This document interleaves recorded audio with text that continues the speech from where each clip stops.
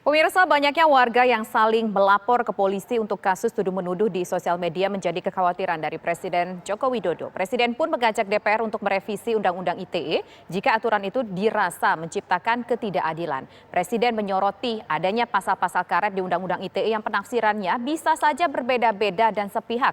Persoalannya menjadi serius ketika penafsiran yang berbeda-beda itu ada di pihak aparat penegakan hukum.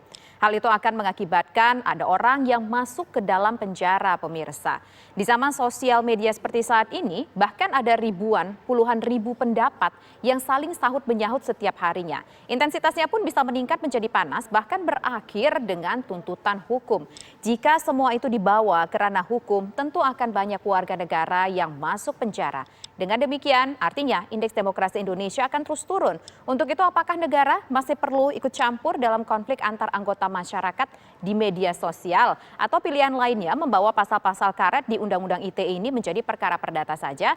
Untuk membahasnya, pemirsa, saat ini telah bergabung bersama kami sejumlah narasumber. Ada Wakil Menteri Hukum dan HAM, yaitu ada Pak Edward Omar Syarif Hiarech atau Pak Edi Hiarech. Kemudian juga ada anggota DPR RI, Pak Effendi Simbolon, dan juga pakar hukum tata negara, Prof. Refli Harun. Dan juga nanti akan bergabung bersama kami ada penggiat HAM, yaitu Bang Haris Azhar. Assalamualaikum Bapak-Bapak, selamat sore semua. Waalaikumsalam warahmatullahi wabarakatuh.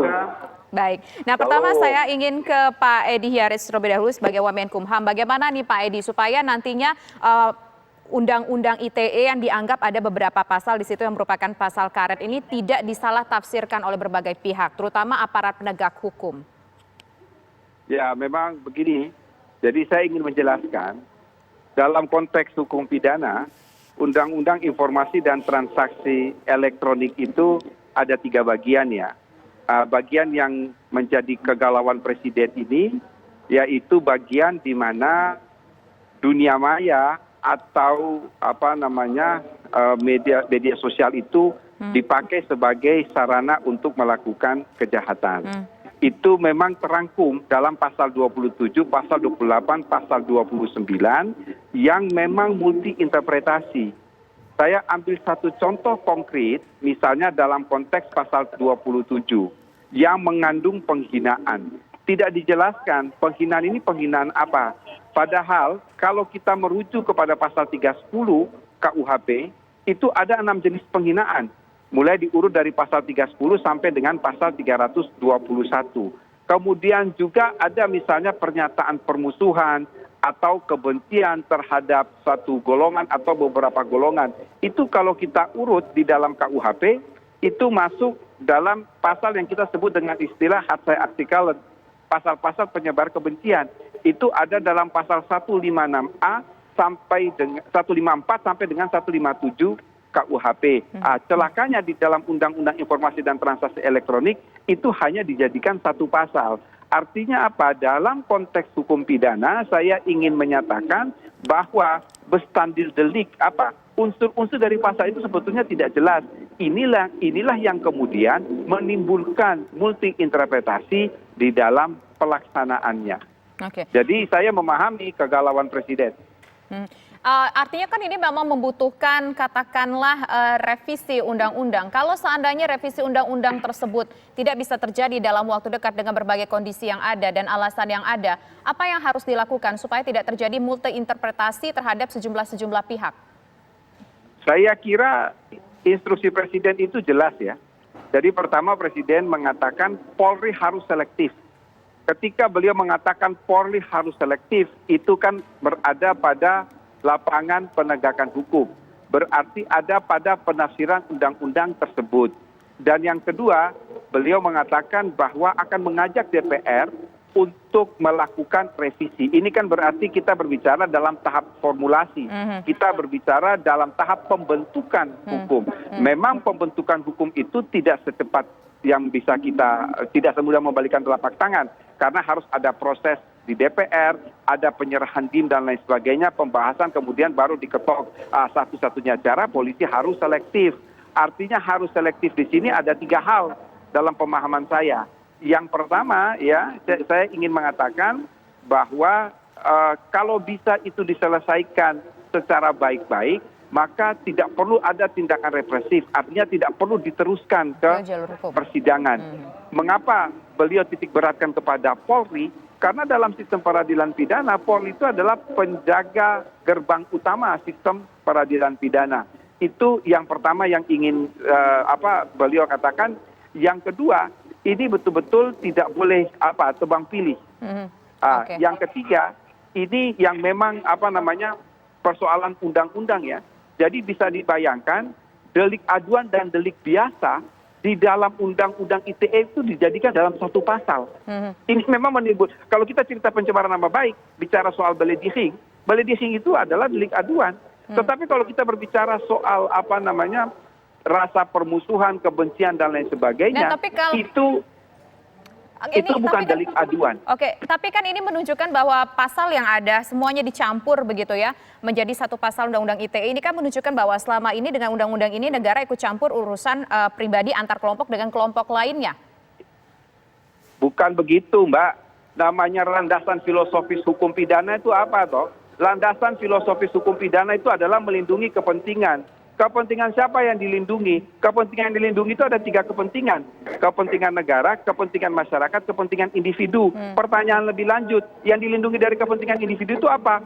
1 adalah nyawa dan tubuh, 2 adalah properti, yang ketiga adalah dignity, yang ketiga adalah soal martabat. Jadi bukan soal negara ikut campur, memang itu dilindungi oleh hukum pidana. Dan ketika berbicara dalam konteks hukum pidana, kita harus melihat landasan filosofis fungsi hukum pidana itu. Mau tidak mau, suka tidak suka, memang negara berperan di dalam konteks hukum pidana. Itu sebabnya mengapa sampai pencemaran nama baik itu masuk dalam delik aduan. Artinya apa? Harus ada pengaduan dari korban. Tetapi ketika korban mau menyelesaikan itu secara damai, selesai. Oke. Itu tidak perlu diteruskan.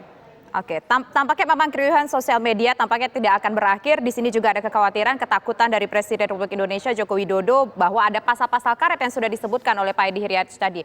Nah, kalau dari DPR sendiri melihat polemik ini, melihat permasalahan ini yang semakin berkelut sepanjang waktu, apa langkah konkret yang harus segera dilakukan? Pak Effendi. Ya, yang pertama sih saya kurang sepakat ya kalau dikatakan pasal karet ya. Karena setiap pasal titik koma yang ada di dalam undang-undang itu semua berdasarkan kajian dan pembahasan yang punya justifikasi dan filosofi legal dan tidak pernah kita memberikan sebuah ayat pasal yang full ditafsir gitu ya. Justru yang saya dengar sekarang ini yang menafsirkan itu para penegak hukum gitu loh. Jadi jangan diartikan pasalnya yang karet. Jadi jangan kemudian kitab yang disalahkan gitu. Ya oknumnya, orangnya yang disalahkan gitu. Jadi saya kira nggak perlu lah direvisi sepanjang penegak hukum ini juga kembali ke kitabnya. Jangan kemudian menafsir dari titik yang dia inginkan atau ada order, ada pesanan gitu. Jadi kita ini kan kalau lihat di negara-negara yang berkembang, apalagi negara maju, sebenarnya sudah selesai. Orang memasuki ke era medsos, sudah selesai dengan panduan-panduan yang sudah mereka jalani. Tapi kita masih berkutat-katit masalah urusan aturan-peraturan. Sampai kapanpun aturan-peraturan itu mau dicari yang paling sempurna sekalipun, selama para penegak hukum, aparatnya, itu masih menafsirkan dengan segala caranya, ya sudah, tidak akan pernah jalan. Oleh karenanya menurut saya mungkin yang diarahkan Pak Presiden itu kepada penegak hukum, bukan kepada pasal-pasal yang ada di undang-undang itu. Undang-undang itu untuk transaksi elektronik. Jadi di mana di situ ruangnya sangat, itu kan dosa baru. Oke. Lantas caranya bagaimana supaya Pak Effendi, lantas caranya bagaimana Anda mengamini dari statement Anda mengamini bahwa ada tafsir yang tampaknya tidak sesuai, revisi tidak perlu dilakukan, tapi tafsirnya yang harus lebih diperjelas lagi. Lantas caranya gimana untuk menafsirkan itu supaya lebih jelas? Karena kan berbicara soal tafsir ini antara satu dengan yang lainnya pasti punya pandangan yang berbeda, pasti punya tafsiran yang berbeda. Nggak perlu ditafsirkan, dibaca aja. Dibaca, pembaca yang baik, berbahasa Indonesia yang baik, pendengar yang baik mengerti.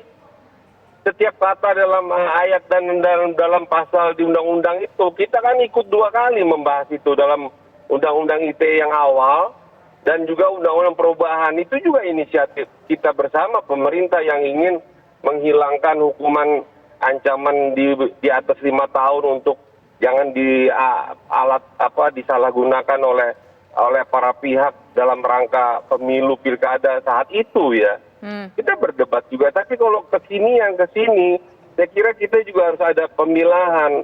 Mana yang kritik kepada pemerintah, ya.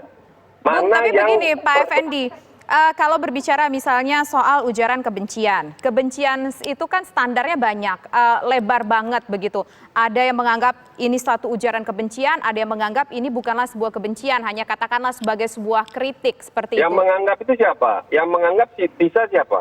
Yang Anda sebutkan tadi, yang menafsirkan yang Anda sebutkan tadi. Enggak bisa dong, yang menganggap kan harus yang punya delik aduan, yang merasa di korban, merasa menjadi pihak yang menderita. Dia mengadukan dasarnya apa gitu. Jadi sebenarnya jangan tunggal juga di aparat penegak hukum, di kepolisian, di seolah-olah itu atau lembaga yang tertutup dari pengawasan rakyat gitu loh. Jadi saya lihat nih, mohon maaf ya Pak Wamen ya, jangan kita dianggap juga pembuat undang-undang ini juga nggak ngerti membuat undang-undang gitu loh. Sepertinya hanya kalian aja ngerti membuat undang-undang itu. Kok dibilang kita pasar karet? Nggak ada pasar karet. Yang ngaret itu yang oknum-oknum yang membuat tafsiran terhadap undang-undang itu. Oke, Saya baik. berani bertaruh karena saya ikut di dalam proses pembuatan undang-undang itu. Oke, anggota DPR Jadi tolonglah jangan undangnya yang kita revisi. Oke. Tapi pelaksanaan dalam penegakan hukumnya yang kita kembalikan ke kitohnya. Kembalikan ke norma-norma kaidah hukum itu sendiri. Sehingga Baik. orang akan mematuhi dan hukum itu.